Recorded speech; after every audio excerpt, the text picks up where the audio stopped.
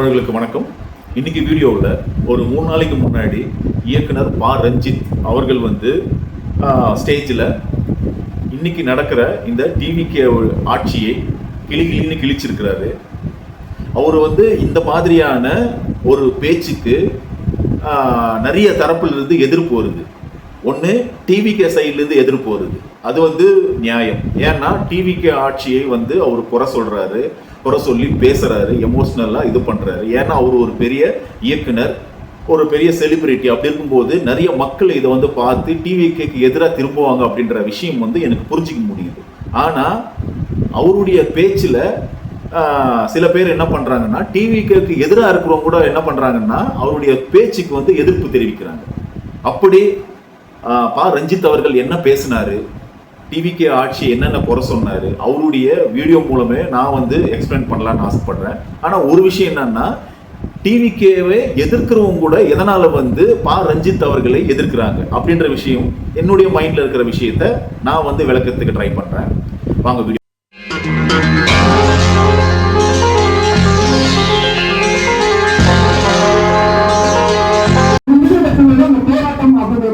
மாணவர்கள் கையில் எடுக்காங்க. ரொம்ப மோசமான ஒழுங்குகளை நம்ம பார்க்கிறோம். பிஜேபி ஒழுங்கும் அதான் ஒத்துக்கிறேன்.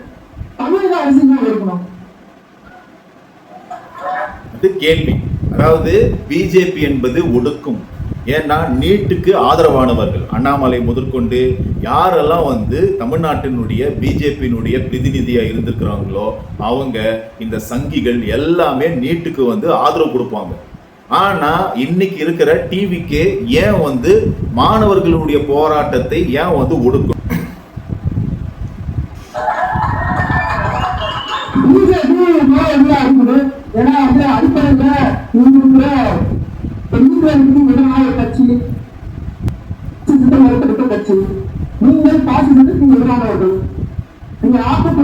மாற்றத்தின் முறையாக்கி இந்த தமிழகத்தை முன்னேறி மாநிலமாக விரும்புகிற ஒரு கட்சி. இதெல்லாம் டிவிகேவை சொல்றது. அதாவது நீங்க இந்த ஆல்டர்னேட்டிவ், நாங்க தான் ஆல்டர்னேட்டிவ், எல்லாத்துக்கும் நாங்க மாற்று ஒரு சேஞ்ச் வேணும்னு உங்களை தேர்ந்தெடுத்திருக்காங்க. நீங்களும் இதே மாதிரி பக்கா பிஜேபி மாதிரி செயல்படுறது எதுக்கு? மாணவர்களை ஒடுக்குதல் எதுக்கு? சைலண்டா இருக்கிறது எது? நீட்டு பத்தி எரியுது, சைலண்டா எதுக்கு இருக்கிறீங்க அப்படின்னு கேட்கிறாரு. சரியான கேள்வி இது. இது நிஜமாகவே இந்த ஆட்சிக்கு இந்த 2.5 மாசத்துல இப்படிப்பட்ட ஒரு மிக மோசமான, அதாவது இவ்வளவு பத்தி எரியுது ஆனாலும் நம்ம முதலமைச்சர் அவர்கள் சைலண்டா இருக்காரு. அடுத்து கேளுங்க.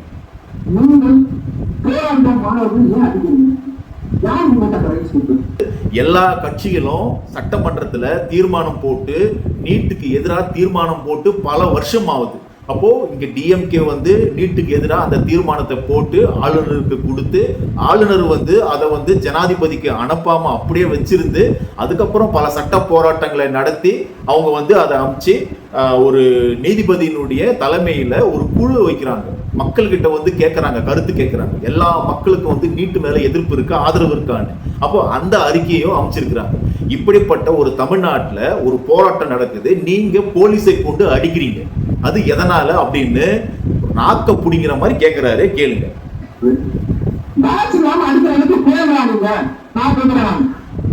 பேட்ச் இல்லாம, பேட்ச் அதாவது அவங்களுடைய பேர் இல்லை, இதே ஃபாலோ பண்றாங்க. டெல்லியிலயும் அவங்க என்ன பண்றாங்கன்னா யூனிஃபார்ம் போட்டிருக்காங்க ஆனா பேர் இல்லை. அப்போ யார் வேணும்னாலும் அந்த யூனிஃபார்மை போட்டு இந்த ஆர்எஸ்எஸ் இந்த சங்கி கும்பல் குண்டர்கள் அடிக்கிறதுக்கான வாய்ப்பு ஏன் இல்லை? அப்போ அது கரெக்டா போலீஸான்ற விஷயம் நமக்கு தெரியணுமா இல்லையா? அன்யூனிஃபார்ம்ல இருக்காங்க, இது வேற. இப்போ யூனிஃபார்ம்ல அடிக்கிறாங்க. ஆல்ரெடி அந்த கொம்புல முள்ளெல்லாம் வச்சு எவ்வளவு மோசமா. இப்போ புதிய தகவல் என்னன்னு சொன்னா, அந்த லட்டியில கரண்ட் இது பண்ணுவாங்க, பாஸ் ஆகும். அதாவது பேட்டரியில மைல்டா கரண்ட் இருக்கிற மாதிரி. அப்போ அடிக்கிறப்போ கரண்ட் ஷாக்கும் இருக்குதான். அப்போ இந்த அளவுக்கு சங்கி போலீஸ் அங்க பண்ணுறான்னு சொன்னா, நீங்க இந்த சங்கித்தனமா போராடுகிற மாணவர்களை தரன்னு இழுத்துன்னு போறது. ஒரு போலீஸ் கடிச்சு வச்சிருக்கிறாராம் ஒரு போராட்டக்காரரை. அப்போ இதெல்லாமா ட்ரைனிங் சொல்லி தராங்க? எனக்கு புரியல.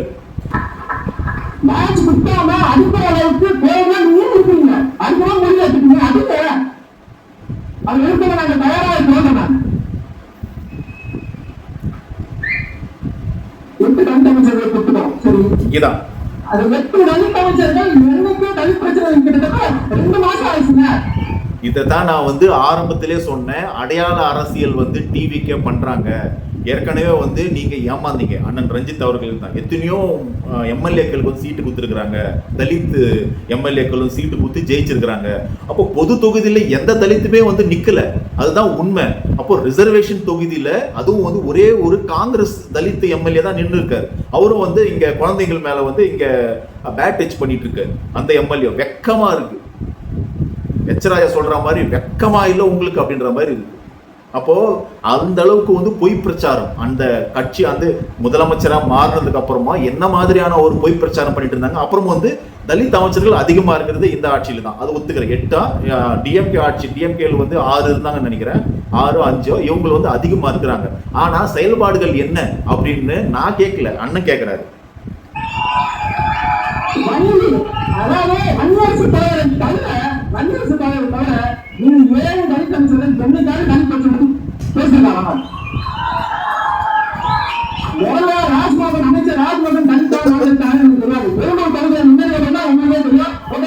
ஏன்னா ஒரு ஆக்டிவிஸ்டா ஒரு யூடியூபா இருந்து எந்த தலித் பிரச்சனையும் குறைந்ததாக எந்த தலித் பிரச்சனை குறைந்துருக்காரு. ஆட்சியாளர் பெருமளுக்கு சில வீடு குறைக்கப்பட்டிருக்காரு. கூட முன்னே தெரியாது. அவர் அமைச்சர் ஆனாதான் அவர் ராஜ்பவனை பத்தி பேசுறாரு. அமைச்சர் ஆட்சி பண்ணுங்க, நல்ல விஷயம். உங்களுக்கு சொல்லுங்க. ஆனா அது மாற்றம் கிடையாது. வன்னியரசு தலைவர் மாதிரி அவருக்கு தவறு கிடைச்சோட அவரால் சில விஷயங்கள் செய்யறாருல்ல, உண்மையிலே நாம பாராட்டுகிறோம். நேரடியாக வன்னியரசு தலைவருக்கும் எனக்கு நிறைய நிலைமை இருக்கு, நான் இல்லைன்னு சொல்ல. ஆனா வன்னியரசு தலைவருங்க அமைச்சர் வன்னியரசு தலைவர் நடவடிக்கைகளை பார்த்து நான் விளையாடுறேன். உண்மையிலே வச்சு அவருக்கு இந்த நாடுல நான் பாராட்ட வரவேற்கிறேன். அதாவது தோழர் அண்ணன் வன்னியரசு அவர்கள் மிக சிறப்பாக வந்து செயல்படுறாரு. அங்க வந்து மினிஸ்டர் வந்து பதவி கொடுத்ததுக்கு அப்புறமா அவருடைய செயல்பாடுகள் வந்து மிக வந்து பாராட்டுதலுக்குரியது. இதை நான் வந்து நிறைய இடத்துல வந்து பதிவு பண்ணியிருக்கேன். அப்போ அவர் வந்து சாதாரணமான இடத்துல இருந்து வரல. அங்க வந்து விசிகா அப்படின்ற திருமா என்ற ஆசான் இடத்துல இருந்து பயிற்சி எடுத்து வந்திருக்கிறார். அப்போ அப்படி அங்க அந்த இடத்துல இருந்து வந்ததுனாலதான் அவர் வந்து இந்த அளவுக்கு வந்து ஷைன் ஆகிருக்கிறார். அப்போ அந்த மற்ற அமைச்சர்கள்லாம் எங்கிருந்து வந்தாங்க? அமைச்சர் வன்னியரசோட இவங்களெல்லாம் கம்பேர் பண்ணவே முடியாது. ஆனா மற்ற அமைச்சர்கள் என்ன செஞ்சீங்க? அம்பேத்கர் சேலம் மாவட்டத்தில் அம்பேத்கர் சிலையை திறக்க முடியல. ஏன் திறக்க? 15 பேர் ஆட்சி முன்னாடி வச்சிருக்கோம். குறைவாய்க்கு பேர் போட்டிருக்கோம். நம்ம பேர் ஒரே தலைமையில நம்ம பேர் வந்து பேசுறாங்க. அதாங்க, அதாவது போன டிஎம்கே ஆட்சியில ஒரு அம்பேத்கர் சிலை வந்து அங்க இருக்கிற பெரும்பான்மை தலித் மக்களால உருவாக்கப்படுது. அது சில கைட்லைன்ஸ் கொடுக்குறாங்க, இந்த மாதிரி எல்லாம் இருக்கணும் அப்படி இப்படின்னு சொல்லி அதுக்கு ஏற்ற மாதிரி கட்டி வைக்கிறாங்க. ஆனால் என்னன்னா கால் மேலே கால் போட்டுன்னு உட்கார்ற மாதிரியான ஒரு சிலை இருக்கு. அதை வந்து ஆதிக்க சாதியினால வந்து பொறுத்து கொள்ள முடியல. அது வந்து ப்ராப்ளமாக இருக்கு. அதை வந்து மூடி வைக்கிறாங்க. அது வந்து மிகவும் மோசமான ஒரு செயல். அதை டிஎம்கே ஆட்சியில் திறக்க முடியாதது. சமூக நீதி, நாங்கள் வந்து பெரியாருடைய இப்படி பல விஷயத்த சொல்றவங்க அவங்களால திறக்க முடியலன்றது அது வந்து ஒரு அவமானகரமான ஒரு விஷயம்தான். ஓகே, நீங்க கொள்கை தலைவரா ஒருத்தரா பெரிய பெரிய போட்டோவை பின்னாடி வைக்கிறீங்க. இன்னைக்கு 8 அமைச்சர்களை நாங்க வந்து தலித் அமைச்சர்களை தேர்ந்தெடுத்துன்னு சொல்றீங்க. அப்படி இருந்தோம், அதாவது உங்களை யாருமே அங்க கேட்கல. ஒரு அதிகாரியுடைய ஆடியோ ரிலீஸ் ஆயிருக்கு, நீங்க கேட்டு பாருங்க. அந்த அதிகாரியே அந்த தலித் ஒரு ஆபீசர் கிட்ட பேசுறாங்க. நடு ராத்திரியில, அதாவது அர்லி மார்னிங் ஒரு 3 மணி 2 மணி போல நீங்க யாருன்னு தெரியாம திறந்துருங்க அப்படின்றாங்க. அப்போ இவங்க திறங்க அப்படின்னு சொல்லிட்டு யாரு அவங்களுக்கு அறிவுரை கொடுத்தது? அந்த அம்பேத்கர் சிலையை அந்த மேல இருக்கிற தகரத்தெல்லாம் நீக்கிடுங்க அப்படின்னு சொல்றாங்க.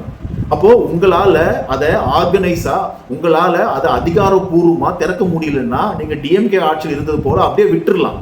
அப்போ ஒரு கோரிக்கை வச்சாங்களா? எந்த ஒரு விஷயமும் தெரியல. திடீர்னு வந்து என்ன பண்றாங்கன்னு சொன்னா அது திறக்கிற மாதிரி ஒரு இது வருது. உடனே ஆதிக்க சாதிகளை சண்டை போடுறாங்க. அங்க போலீஸ்காரர்கள் போயிட்டு இப்ப என்ன சொல்றாரு, 13 பேரை வந்து அடிச்சு காயம் பண்ண வச்சு அவங்க மேல கேஸ் போட்டு 13 பேரை வந்து ரிமாண்ட் பண்ணி வச்சிருக்கிறாங்க. இதெல்லாம் கேட்டாங்களா? அதெல்லாம் கேட்கிறாரு, நாக்க பிடிக்கிற மாதிரி கேட்கிறாரு. இதெல்லாம் வந்து தளபதி ஜோசப் விஜய் முதலமைச்சர் அவருடைய காதல கேட்குமான்னு தெரியல. ஆனா அந்த ஆசான் இருக்கிறார் இல்லையா, அரசியல் ஆலோசகர், வளர்ந்து கெட்டவர், நம்ம ஆதவ் அர்ஜுனா, அவருக்காவது தெரியுமான்னு தெரியல. அது யார் தெரிஞ்சா என்ன, இவங்க வந்து ஆட்சியை தக்க வைக்கிறதுக்கு என்ன வேலை பண்ணுவாங்களோ அதுதான் பண்ணிட்டு இருப்பாங்க. நாட்டில் எவ்வளவு குளறுபடி வந்தாலும் அதை பத்தி அவங்களுக்கு கவலையே கிடையாது. தாக்குதலுக்கு உள்ளாக்கப்பட்டாங்களோ அந்த 13 தலித்துகள் தான் ரிமாண்ட் பண்ணி உள்ள வச்சிருந்ததை நான் சொல்லல. ரஞ்சித் அவர் நீங்களே கேளுங்க, டிவிகேல இருக்கிற தலித் மாணவர்கள், அவருக்கு ஓட்டு போட்ட ஜென்சிகள் நீங்களே கேளுங்க. இன்னைக்கு நிலைமை இதுதான். 13 தலித் நபர்கள் வந்து ரிமாண்ட் பண்ண வச்சிருக்கிறாங்க. எதுக்காக? அண்ணல் அம்பேத்கருடைய சிலையை வந்து திறக்க முடியல. இதுதான் வந்து கொள்கை தலைவரா நம்ம ஜோசப் விஜய் அவர்கள் ஏற்றுக்கொண்ட கொள்கை தலைவருக்கு செய்யற ஒரு நல்ல விஷயம். நீங்களே பார்த்துக்கோங்க. ஆனா இங்க இருக்க ரெஸ்பான்ஸ் இல்ல. நாம என்ன கேக்குறோம்னா, அரசு விழாவோட அம்பேத்கர் சிலையை திறந்து 6 வருஷத்துக்கு முன்னாடி அனுமதிக்கப்பட்ட அம்பேத்கர் சிலை காரணம் ஒரே காலத்துல பறக்க முடியாம இருக்கு. ராஜா அம்பேத்கர் உங்களுடைய கொள்கை தலைவர் தானே. பாபா சாஹேப் அம்பேத்கர் கொள்கை தலைவரா இருக்கிறப்போ அவருடைய சிலையை ஏன் திறக்கக்கூடாது? நீங்க போய் திறந்து வைக்கலாமே.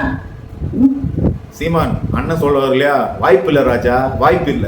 அந்த மாதிரி வாய்ப்பு இல்ல. கொள்கை தலைவரை மக்கள் ஒரு சாதி ரீதியாக பாக்குறாங்க. அவரை வந்து பெரிய பெரிய தகவல் பெற்று வந்து மறைக்கிறாங்க. உங்களுக்கு போவாண்டமா வருவாங்க? வாய்ப்பு இல்ல. வரல. அப்ப நாங்க சொல்றோம், அந்த 7 தலித் செட்டில் ரெப்ரசன்டேட்டிவ் கிடையாது. அது ஒரு அடையாள அரசியல். நார்த்ல எப்படியெல்லாம் வந்து தலித்துகளுக்கு பதவிகளும் மினிஸ்டர்களும் போஸ்டிங் கொடுத்து இந்த சங்கி பிஜேபி அரசு, இந்த பாசிச அரசு எப்படியெல்லாம் பண்ணுதோ அதே மாதிரிதான் இன்னைக்கு விஜய் அவர்களும் அடையாள அரசு பண்ணிட்டு இருக்காங்க. இப்போ டிஎம்கே நான் வந்து சப்போர்ட் பண்ற பேசுறேன். ஆனா இதுக்கு முன்னாடி வந்து ஒரு விஷயம் நடக்குது. ஒரு கோயில்ல தலித்து மக்கள் வந்து உள்ள போக முடியல. அது ஒரு பிரச்சனையா மாறுது.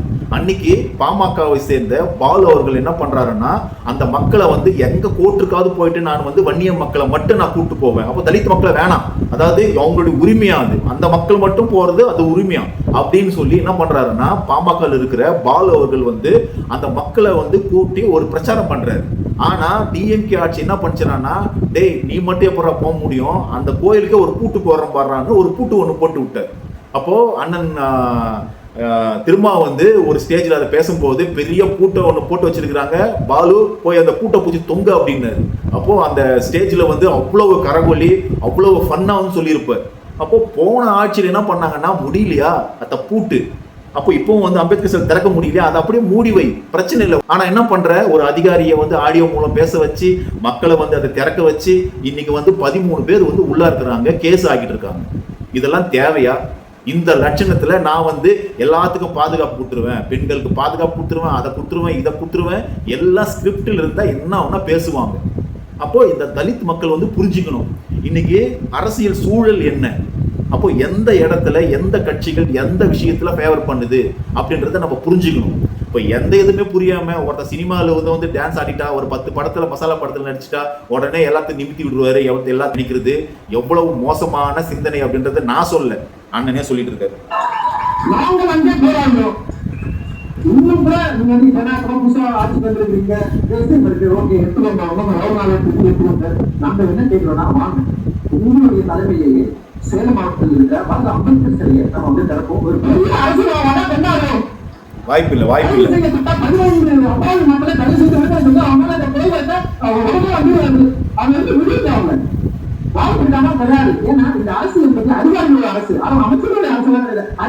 டிவிகே ஆட்சியை இதுக்கு மேல வந்து சொல்ல முடியாது. இது வந்து அதிகாரிகளுடைய ஆட்சி, இது வந்து விஜய் அவர்களுடைய ஆட்சி கிடையாது. அதிகாரிகள் தான் வழி நடத்திட்டு இருக்காங்க. அப்போ அதிகாரிகள் என்ன மைண்ட் செட் இருப்பாங்க? அப்போ அதிகாரிகள் வந்து ஐபிஎஸ் ஐஏஎஸ் இந்த பெரிய பெரிய படிச்சவங்கலாம் தலித்தா இருப்பாங்களா? எல்லாருமே வந்து அதர் கம்யூனிட்டியா இருப்பாங்க. அப்போ தலித் பிரச்சனையை பத்தி தெரியாது. சாதிய புத்தி இருக்கிறவங்க தான் வந்து அந்த அதிகாரிகள் செயல்படுறான். அப்போ அந்த அதிகாரிகள் ஆட்சி நடத்துறதுனால அம்பேத்கர் சிலை திறக்க முடியல. இதுதான் வந்து இயக்குனர் தோழர் ரஞ்சித் அவர்கள் அவர் வந்து சொல்ற ஒரு விஷயம்.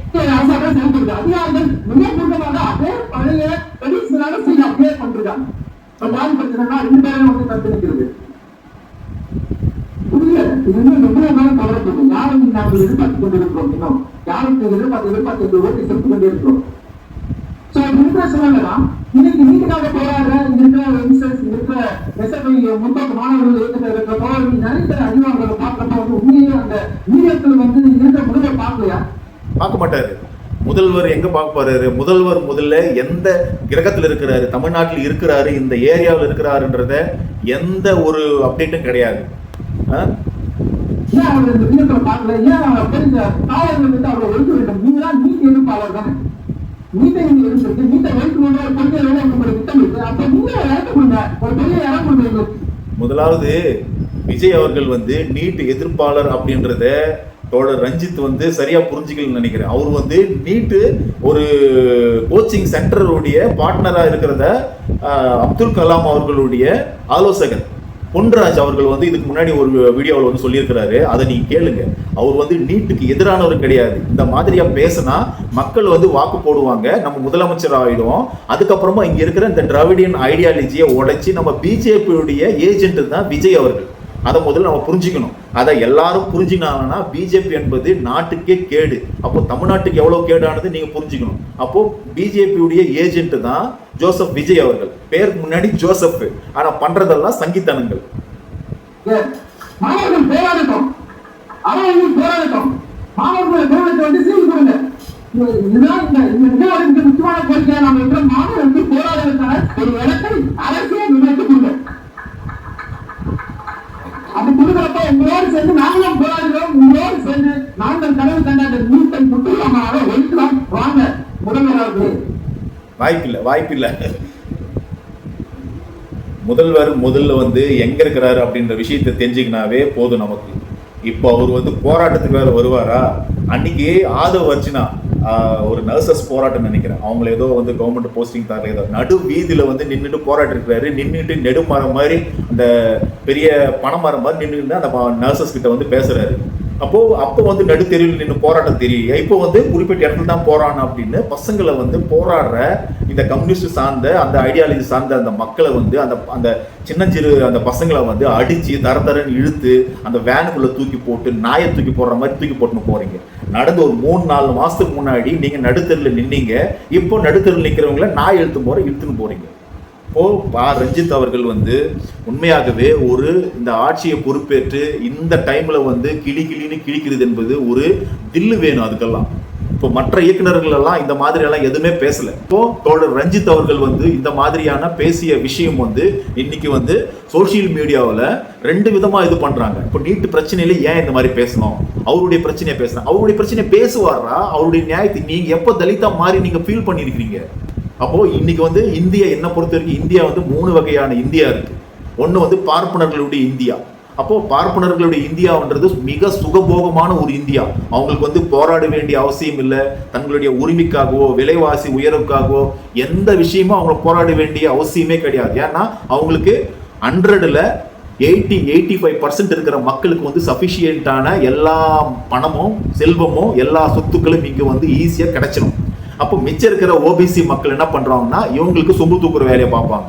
அப்போ இந்த இடையில இருக்கிற ஒரு சில மக்கள் முற்போக்கா சிந்திச்சு அவங்க வந்து இந்த பிஜேபியும் இந்த சங்கிகளையும் எதிர்த்து ஓரளவுக்கு வந்து போராடுவாங்க. இது வந்து 2வது இந்தியா, ஓபிசி இந்தியா. அடுத்து வந்து SC ST இந்த ட்ரைப்ஸ் இந்தியா. இந்த 3 மக்களும் வந்து மிக அடித்தட்டில் இருப்பாங்க. இப்போ இந்த 3 இந்தியாவில் இப்போ நீங்க வந்து தலித் இந்தியாவோ ஒரு தலித் மக்களுக்கு அந்த இடத்துல இருந்து நீங்க யோசிச்சிருந்தா இப்போ அண்ணன் ரஞ்சித் வந்து ரஞ்சித் பேசுறது வந்து உங்களுக்கு நியாயமா தெரியும்.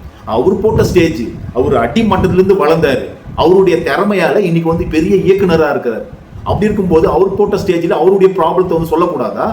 அப்போ இன்னைக்கு முதலமைச்சராக இருக்கிற ஜோசப் விஜய் என்ன பண்றாருன்னா சட்டமன்றத்தை கூட்டி அவருடைய சொந்த படத்துக்காக இந்த மாதிரி ஏதோ ஒரு ஸ்டைல் பண்ணி இன்னைக்கு சினிமாவில் இருக்கு. அதை எத்தனை பேர் எதிர்த்தீங்க? நீங்க எவ்வளவு கேவலமான விஷயம் இல்லை அது? அப்ப எத்தனை பேர் எதிர்த்தீங்க? அப்போ இன்னைக்கு ஒடுக்கப்பட்ட மக்களுக்காக பேசுறத பத்தி கரெக்டா அப்படியே பூத கண்ணாடி வச்சு பார்த்துட்டு பேசுற நீங்க எத்தனை இடத்துல வந்து வேற கான்டெஸ்ட், அதாவது எதுக்காக போடப்பட்டாங்களோ ஸ்டேஜ், அதை விட்டுட்டு வேற விஷயத்த பேசி அவங்களை இப்போ ஒரு பொண்ணு ஏதோ சனம் ஷெட்டியா, அப்ப எதுக்காக வந்தது அது அந்த பொண்ணு? அப்போ இந்த மாதிரியான விஷயங்கள் நிறைய பேசுறது வந்து நியாயமா இல்லைன்னு கேட்கணுமே தவிர எந்த இடத்துல என்ன பேசினாங்கன்றத சொல்றதுக்கு அந்த எந்த தகுதியுமே கிடையாது ரஞ்சித் அவர்களை எதிர்த்து பேசுறவங்களுக்கு. இப்போ இந்த விஷயத்துல என்ன சொல்ல வரேன்னு சொன்னா அந்த போட்ட ஸ்டேஜ்ல அவர் வந்து நியாயமா இன்றைய அரசை வந்து காட்டமாக கேட்டிருக்கிறார். அதில் நியாயம் இருக்குது. ஸ்டேஜ் போட்டவர் அவருக்கு இஷ்டத்துக்கு என்ன ஒன்னா பேசுவார். ஆனா பேசின விஷயம் கரெக்டான விஷயம் தான் அப்படின்னு சொல்லி இந்த நான் வீடியோ தொடர்ந்து என்னுடைய வீடியோ பாருங்க, சப்ஸ்கிரைப் பண்ணி பாருங்க, லைக் பண்ணுங்க, கமெண்ட் பண்ணுங்க. நன்றி, வணக்கம்.